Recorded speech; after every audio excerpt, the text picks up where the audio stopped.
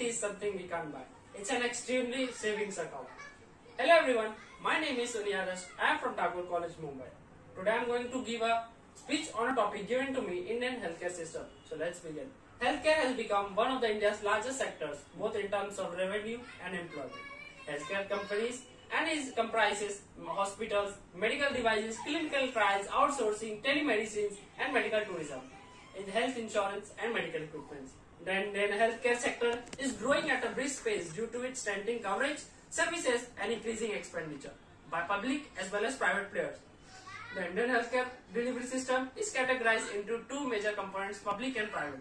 The government, that is the public healthcare system, comprises unlimited secondary and tertiary care institutions in key cities and focuses on providing the basic healthcare facilities in the form of primary healthcare centers. The private healthcare properties provide the major of the secondary and the tertiary quaternary care institution with majorly concentration in metros and Tier 1 and Tier 2 cities. India's competitive advantages lies in the large pool of well-trained medical professionals.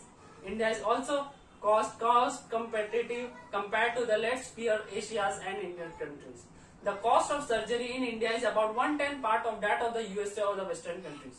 As of July 12, 2021, 38 crores COVID-19 vaccine doses have been administered across the country and additionally 63 crore doses are in the pipelines. The healthcare market can increase a threefold of rupees 8.6 trillion by 2022. In budget 2021, India's public expenditure on healthcare systems have been increased a lot.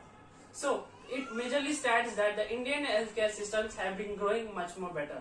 So, the thing